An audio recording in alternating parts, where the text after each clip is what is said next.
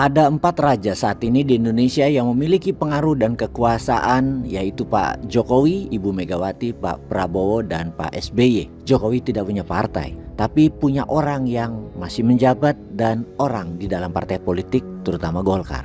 Dia saat ini sedang membangun political charm Mas Wapres Gibran. Kandidat terkuat yang punya calon presiden lainnya adalah SBY dengan AHY-nya. Ibu Megawati dan Pak Prabowo keduanya tidak punya kader kuat untuk menggantikan diri mereka dari dalam partai yang populer dan bisa dijual kepada masyarakat. Kita membicarakan efek pemerintahan Prabowo yang selama 5 bulan ini ada beberapa masalah yang terjadi, yaitu seperti jatuhnya harga saham, turunnya rupiah sekali lagi.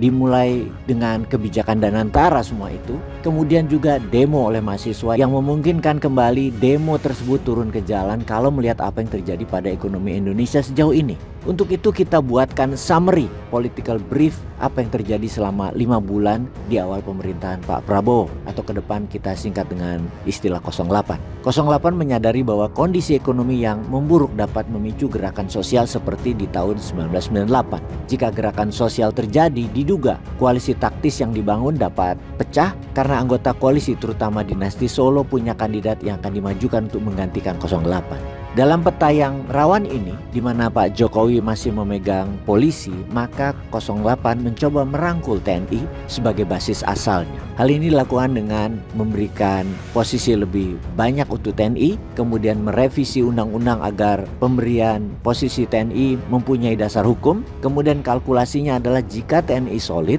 mendukung pemerintah, gerakan sosial akan lebih sulit berkembang dan partai koalisi akan berhitung ulang dan bisa mundur. Motor penggerak sosial adalah mahasiswa dan kampus yang pemerintah mulai berjarak dengan mereka dikarenakan strategi efisiensi yang dilakukan berdampak citra negatif pada tertundanya tunjangan kinerja pengajar. Untuk meredam gerakan mahasiswa, rektor dan pengelola kampus dikumpulkan untuk dikondisikan agar mahasiswa dan dosen tidak bergerak. Mereka diminta memberi waktu pemerintah untuk melaksanakan program dan menunjukkan hasilnya.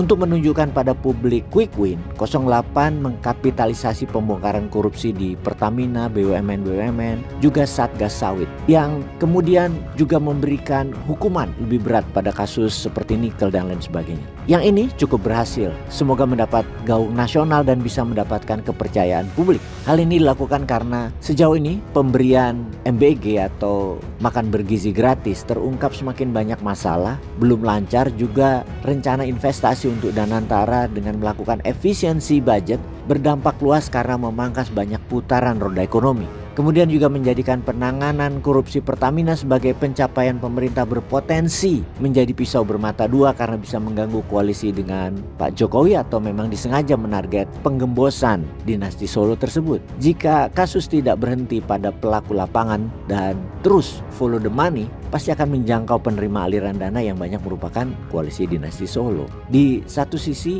kepercayaan publik didapat kalau dikejar sampai penerima uang terakhir, namun kalau berhenti di pelaku lapangan, maka kepercayaan publik akan semakin rusak. Berikutnya upaya pemerintah mengatasi anjloknya nilai tukar rupiah dan indeks harga saham gabungan dengan meminta para pengusaha investor nasional global untuk memasukkan dananya tidak berdampak lama. Hanya dalam hitungan hari nilai tukar rupiah dan IHSG kembali turun, di mana diharapkan solusinya adalah Danantara, namun kepercayaan publik sudah rendah sekali. Ada trust issue pada personil dan struktur Danantara. Berikutnya adalah penghapusan utang UMKM senilai 12,5 triliun tanpa skema restrukturisasi yang jelas membuat BRI yang memiliki portfolio besar di sektor ini terpuruk.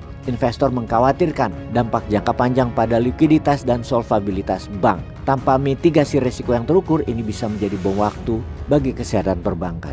Pastinya segera evaluasi kebijakan ekonomi untuk stabilitas pasar karena krisis pasar modal Indonesia di tahun 2025 ini adalah alarm yang keras bagi stabilitas ekonomi nasional. Kebijakan populis tanpa mitigasi risiko telah menggerus kepercayaan pasar dan mempercepat arus keluar modal asing. Juga masalah dunia politik di tahun 2029 yang sudah digarap dari sekarang walaupun pemerintah Pak Prabowo baru sumur jagung.